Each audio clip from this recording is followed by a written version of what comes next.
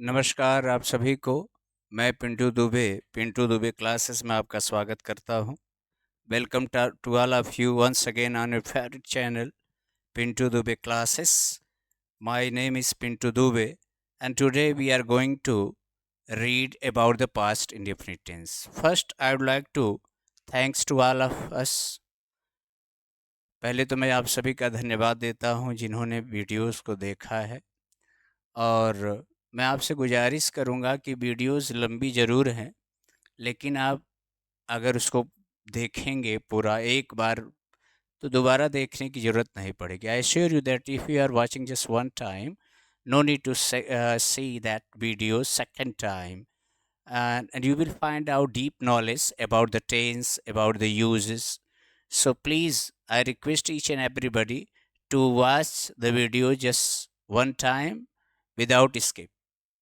The second point is, आप comments में जो भी वीकनेस है मेरी, you have to find out my weakness, because no one is perfect in the world, everybody is learner.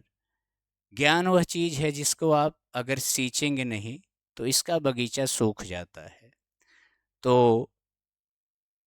अभ्यासेन विद्या वर्धते, अभ्यास आपको भी करना है, मुझे भी करना है। तो let's go start the topic of the day, that is past indefinite tense. Introduction.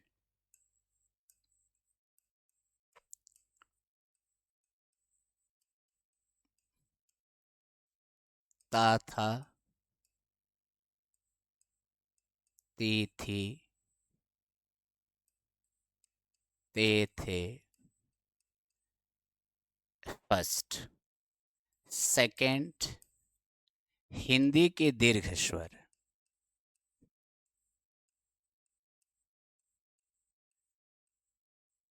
दीर्घ स्वर,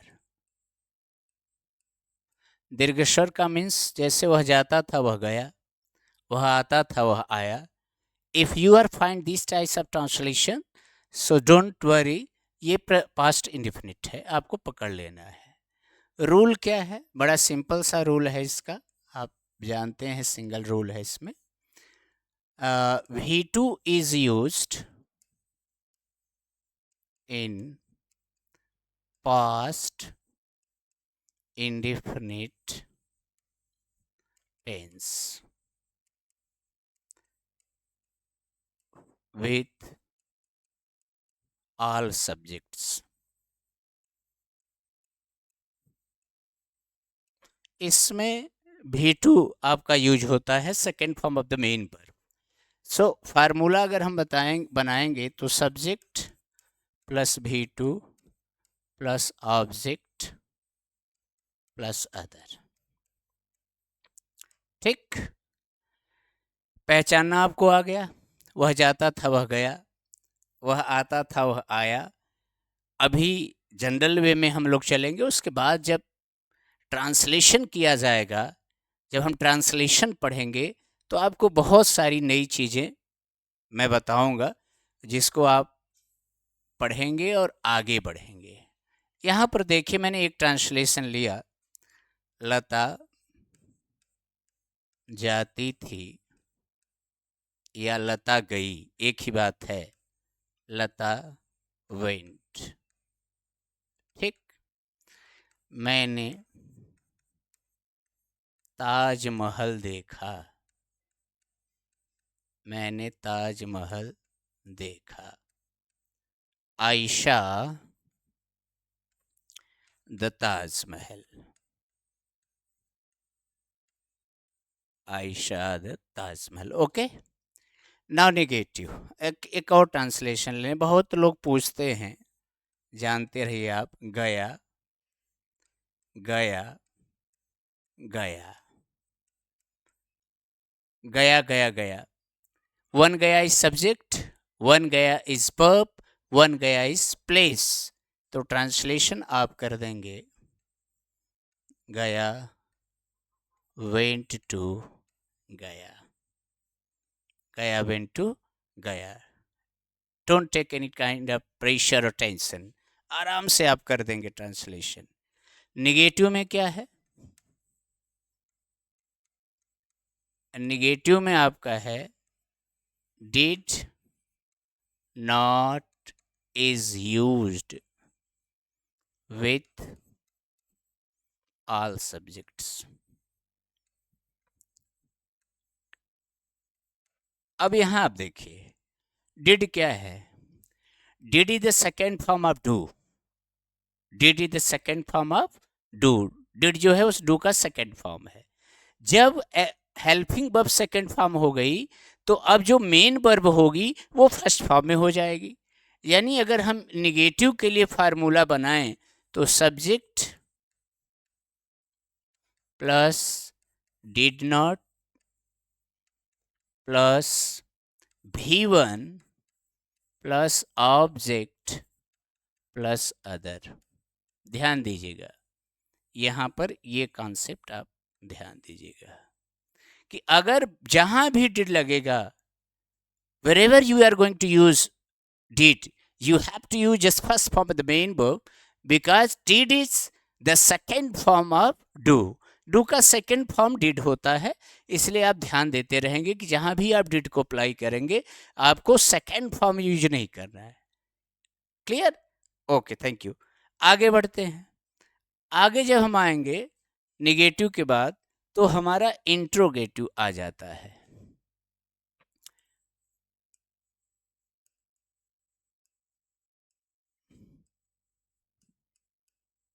इंट्रोगेटिव सेंटेंस। इंट्रोगेटिव सेंटेंस क्या है? आपको मैंने बताया है डायरेक्ट इंट्रोगेटिव और इनडायरेक्ट इंट्रोगेटिव। अगर क्या शब्द वाक्य के पहले आता है तो हम लोग क्या करते हैं, वर्ब को पहले कर देते हैं। क्या वह गया? अब यहां पर देखिए क्या पहले आया है, तो आप लिखेंगे डिड ही गो। तुम क्यों गए? तुम क्यों गए? अब इसका मतलब यहां देखिए ये क्या है, डायरेक्ट इंट्रोगेटिव है। डायरेक्ट इंट्रोगेटिव क्यों है? क्योंकि WH वर्ड आया है, दैट्स वाई से डायरेक्ट इंट्रोगेटिव। तो डायरेक्ट इंट्रोगेटिव का फार्मूला प्रेजेंट इंडेफिनिट में बार बार पढ़ाया गया है या प्रेजेंट टेंस में पूरा आपने पढ़ा होगा, इसलिए उन वीडियोस को आप देखिए। बार बार मैं उसको लूँगा तो वीडियो ज़्यादा लंबी हो जाएगी। ठीक, तो यहाँ पर इंट्रोगेटिव वर्ड पहले हो जाएगा वाई, बाकी सब यही helping verb. Why did you go, why did you go. मैं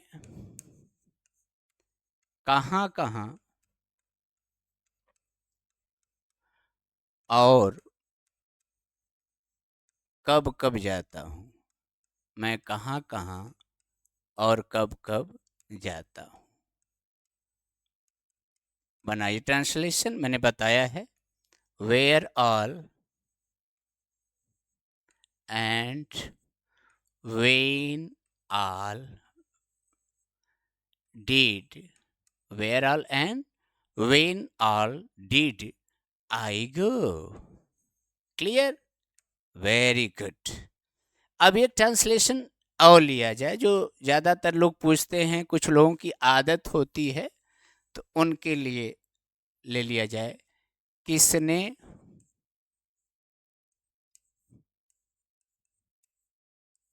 किसको, किसने किसको क्या दिया? अब एक ट्रांसलेशन ये हुआ, क्या बनाएंगे? Who gave what to whom. Nothing is worriness for us here. Don't worry. Who gave what to whom? मैंने क्या बताया था? Who के बाद आप do, does, did का तुरंत प्रयोग नहीं कर पाएंगे अगर वाक्य निगेटिव नहीं है तो। Note that point in your mind. Already I have taught this in present indefinite tense. Clear? अब who gave what to whom, अब इसी को मैंने हम सब बदल दें, किस किस ने,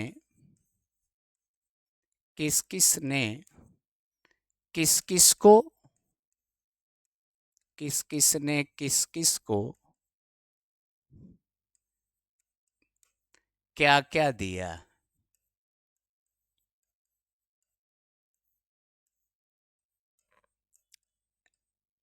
तो मेरे कन्हैया क्या हो जाएगा? Who all gave what all to what all what all who who all gave what all to whom all? Any problem, guys? I don't think so. You are 100% better than me, better than I also, you can say in modern English. तो ये हमारा क्या था? ये हमारा past indefinite था। अब past indefinite में और बातें आती हैं जिनको हम लोग टेंस पास्ट इंडिफिनिट को ख़त्म कवर करने के बाद तब चर्चा करेंगे पास्ट इंडिफिनिट और पास्ट परफेक्ट में क्या डिफरेंस है और कहाँ हमको अलर्ट होना होगा। याद रखिएगा, यहाँ पर पास्ट इंडिफिनिट और पास्ट परफेक्ट में बहुत दुविधा हो जाती है। I have seen many students make mistakes in making the translation of past indefinite as well as past perfect. तो वहाँ पर हम लोगों को थोड़ा अलर्ट होना होगा और आई ऑलवेज रिक्वेस्ट यू कि आप नोट्स ज़रूर बनाएं। एक अच्छा विद्यार्थी वही है जो नोट्स बनाता है। इसको पास कर लें, पास करके आप नोट्स बना लें, फिर आगे बढ़ें, तो वो आपके लिए ज़्यादा बेहतर होगा। अब ये हमारा, अगर हम इसको निगेटिव इंट्रोगेटिव ले लें, मैंने अभी एक कहा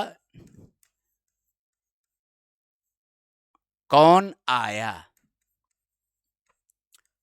कौन आया, तो ट्रांसलेशन क्या हो जाएगा?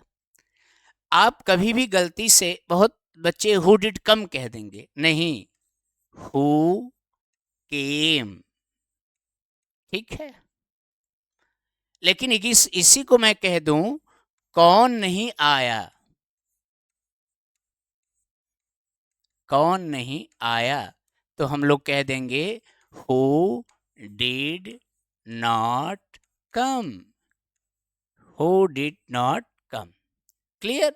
I hope that your concept is totally clear here. If you are getting any problem, you may contact me, you may ask the question to me in your comments, and I always oblige to you if you are writing something in the comments, and cooperate me to be a good teacher on this platform. It's a new platform for me, I always told you many times. It's a new platform for me, so I request each and everybody to cooperate with me and help me, suggest me where I am wrong and where I have to improve in my teaching style. Okay, ये आपका हो गया past indefinite. अब past indefinite जब हम लोग ख़त्म किए तो पास्ट इंडिफिनिट के और चीज़ों को हमको जानना होगा। पहला चीज़ क्या है? Use of did, use of did. Did का यूज क्या है? मैंने बताया था, याद होगा आपको, जब वाक्य में जोर दिया जाता है,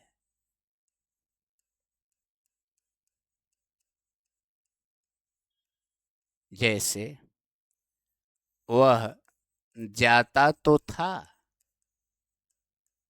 अब देखिए यहाँ पर वो जोर दिया जा रहा है, वह जाता तो था, हाँ, यानी यहाँ पर जोर दिया जा रहा है, तो हम क्या कहेंगे?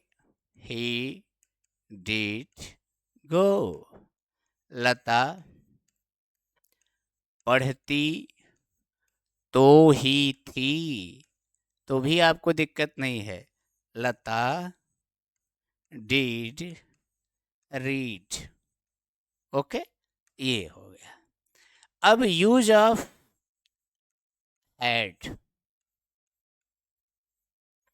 अब आप इसको जरा ध्यान से सुनिएगा। अगर हम इंट्रोडक्शन में क्या पढ़े, वाक्य के अंत में ता था ते थी ते थे त्या शब्द आते हैं या हिंदी के दीर्घ स्वर जुड़े होते हैं, क्रिया में अपूर्ण होती है वो, तो वो आपका पास्ट इंडिफिनिट हो जाता है, ठीक। लेकिन यहाँ पर हम लोग ये देखेंगे कि what is use of had. तो हैड का जैसे ही आप यूज करेंगे along with noun, तो ये क्या हो जाएगा, पास्ट इंडिफिनिट। जैसे मेरे पास एक झोला था। अब आप देखिए, आप हैज हैव का यूज पढ़े हैं तो कोई प्रॉब्लम नहीं है।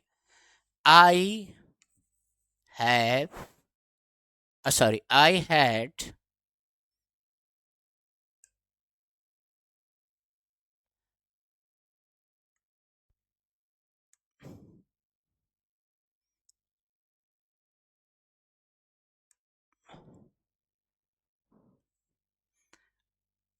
I had a bag, I had a bag। या दूसरा ट्रांसलेशन आप क्या कर सकते हैं बताइए, I had got a bag। I have already told you, has got, have got, had got, ये अमेरिकन यूज है जिनका यूज मोस्टली हम बोलने में करते हैं। अब कहीं कन्फ्यूजन मन में आपके ये न रहे कि यहाँ पर ता था, ती थी, ते थे नहीं आया है, फिर भी सर ये क्यों पास्ट इंडिफिनिट है? क्यों? बिकॉज उसके पास एक झोला था, इसका मतलब क्या था कि वह एक झोला रखता था, that's why it is in past indefinite tense. Clear? Mohan के पास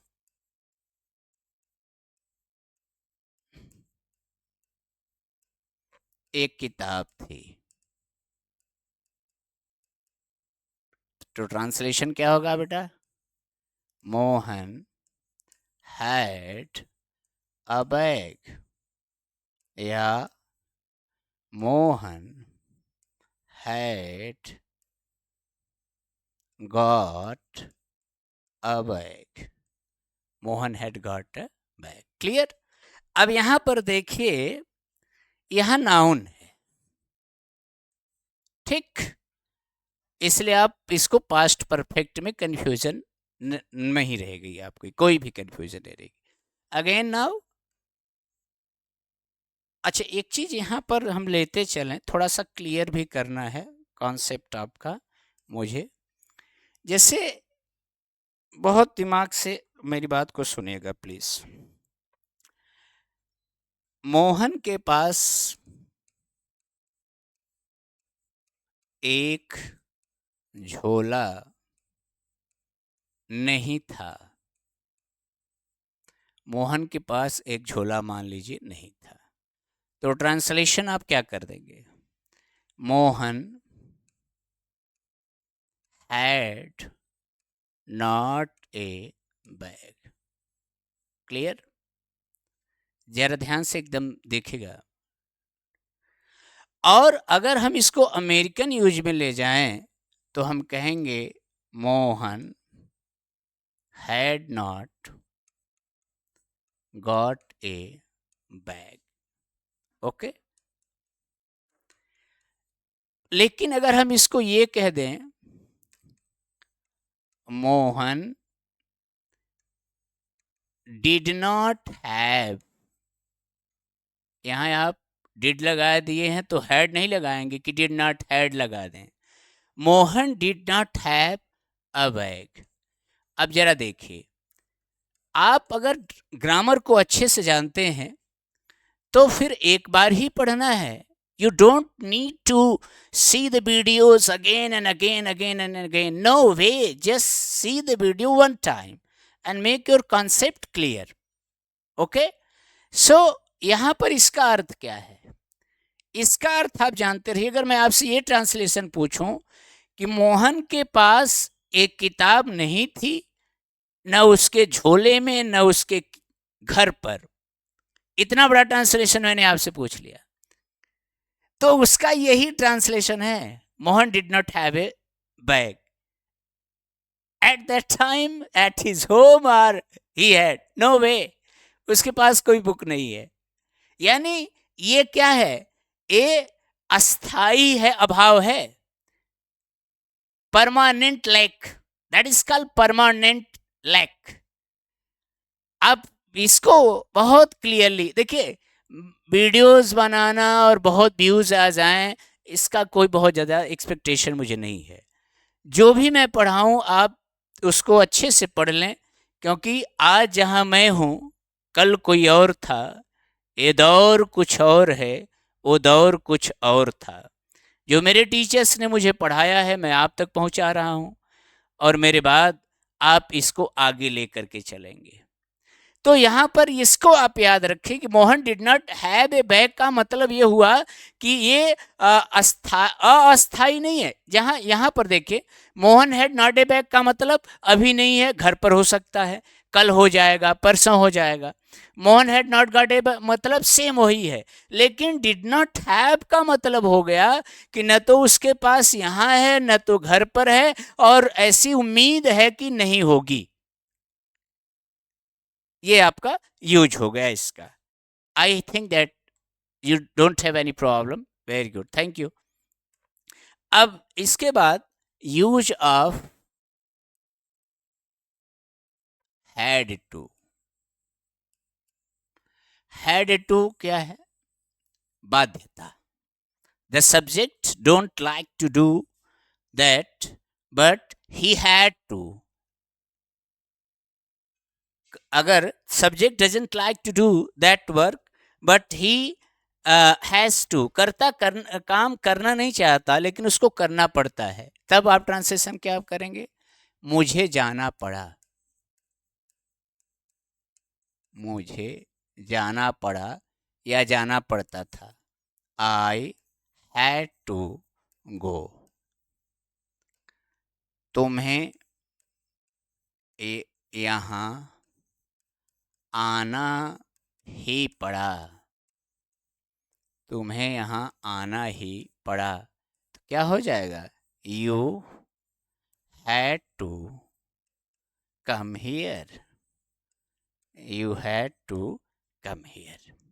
okay, next use is use of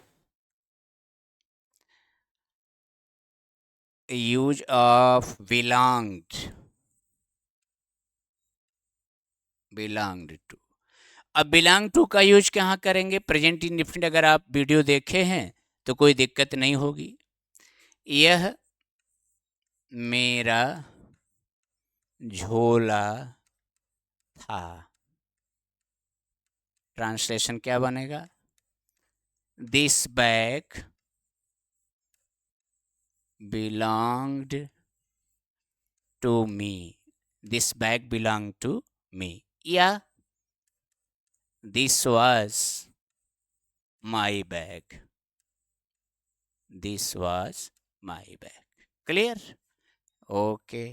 ये आपका बहुत उदाहरण मैं नहीं ले रहा हूँ ताकि आपका वीडियो बहुत लंबा न हो, कॉन्सेप्ट क्लियर करते चलिए। अगला यूज लगा, लगी, लगे, लगता था, लगती थी, लगते थे। अगर आप ये पा रहे हैं तो आपको बिगिन टू का प्रयोग करना चाहिए। जैसे वह हंसने लगा, ट्रांसलेशन क्या हो जाएगा? He begin to laugh, he begin to laugh। तुम पढ़ने लगे, क्या होगा बेटा? बोलो। यू बिगिन टू रीड,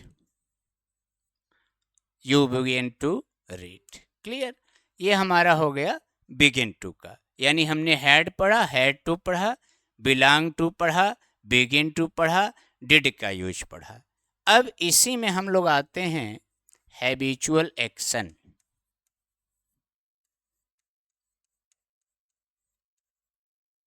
इसको जरा ध्यान से देखिएगा मेरे कन्हैया, ये बहुत ज़रूरी है। हैबिचुअल एक्शन को कैसे आप इंट्रोड्यूस करेंगे, कैसे पहचानेंगे हैबिचुअल एक्शन, वो जान लीजिए। हैबिचुअल एक्शन को जानने का इंट्रोडक्शन मैं दे दे रहा हूँ। आ करता था, ई करती थी, ए करते थे, आ करता था, ई करती थी, ए करते थे। अगर आ रहा है क्रिया में तो आप ये जान लीजिए that is habitual action of past indefinite. Okay, अब यहाँ पर आप करेंगे क्या कि रूल क्या कह रहा है, वी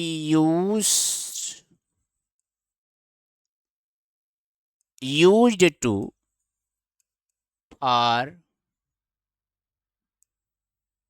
मेकिंग ट्रांसलेशंस। अगर यहाँ पर हमें इस प्रकार का सेंस आया तो हम यूज्ड टू का प्रयोग करते हैं। ध्यान दीजिएगा, वह जाया करता था, वह जाया करता था, तो ट्रांसलेशन क्या बनाएंगे आप, ही यूज्ड टू गो। मैं पढ़ा करता था, मैं पढ़ा करता था, ट्रांसलेशन क्या होगा प्यारे, आई यूज्ड टू रीड। लेकिन अगर ये हैबिचुअल एक्शन में आया, मैं लिखा करता था, I used to write, negative लेंगे अगर आप, वह नहीं आया करता था, तो ट्रांसलेशन हो जाएगा he used not to come. मैं आपसे एक चीज यहाँ पर कहूँगा कि आप कभी गलती से डिड नॉट यूज टू मत कर दीजिएगा, कि डिड नॉट लगा दीजिए और यूज्ड को सेकेंड फर्स्ट फॉर्म में लेकर के यूज ले लीजिए। नो, आपको ऐसा नहीं करना है। He used not to come, clear. और दूसरी चीज आप ये भी कर सकते हैं, देखिए ये ब्यूटी है, when you have proper knowledge about grammar of any of any language I am talking, तो आप उसके सेंस को भी समझिए। जब सेंस आप समझेंगे तो उसका ट्रांसलेशन और निखर करके आएगा। कैसे, वह नहीं आया करता था, इसका मतलब वह नहीं आता था। The concept is very clear, it's obvious, anyone can understand that. वह नहीं आया करता था, इसका मतलब वह नहीं आता था, तो हम इसका ट्रांसलेशन ये भी कह सकते हैं, he did not come, he did not come. Clear, I hope that कोई प्रॉब्लम आपके पास नहीं होगी। अगर है तो वीडियो को फिर से देखिए, कहाँ पर और सुधार की गुंजाइश है वो बताइए। I am not a teacher, really you are my teacher on this platform. ये अब हम आगे बढ़ते हैं, इसी ट्रांसलेशन में थोड़ा सा आपको क्लियर करा दें। ट्रांसलेशन में क्या है कि अगर हम इसमें ये कहें कि वह लिखा करता था,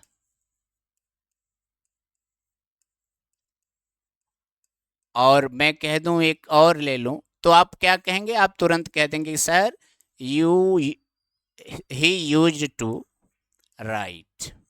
बहुत सही। लेकिन मैं अगर कह दूं वह रोज लिखा करता था, तब आप कहेंगे he used to write daily.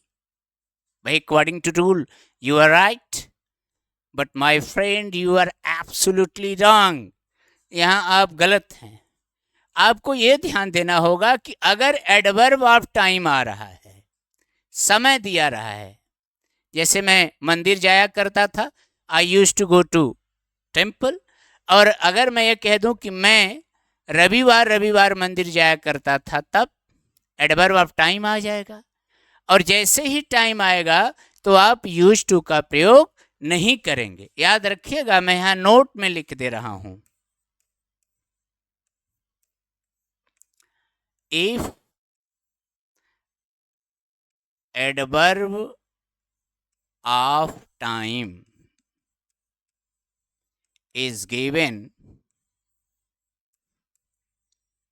in habitual action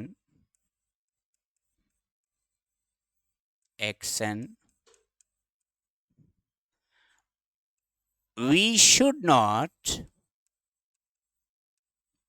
use used to, okay, हमें यूज टू का वहां प्रयोग नहीं करना चाहिए। तब प्रयोग किसका करना चाहिए? वुड का प्रयोग करना चाहिए। ये ट्रांसलेशन आप देखिए, वह रोज लिखा करता था। तो आप कहेंगे he would write daily, he would write daily। Clear?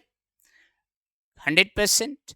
तो ये आपका लगभग पास्ट इंडिफिनिट के वो ट्रांसलेशंस हैं जो जनरल आपको 6 to 12 बहुत काम आएंगे। हैबिचुअल एक्शन हम आपने पढ़ लिया, इससे रिलेटेड आपने यूज पढ़ लिया। इसको आप ध्यान दीजिएगा कि वह लिखा करता था, ही यूज टू राइट। वह प्रतिदिन लिखा करता था, तब you can't use to, you have to use would in place of use to. दूसरी चीज आपको हमेशा क्या ध्यान देनी है कि अगर कोई काम, जैसे वह आया है, मैं पूछूं आपसे कि ये कौन सा टेंस है, तो आप बताएंगे प्रेजेंट परफेक्ट।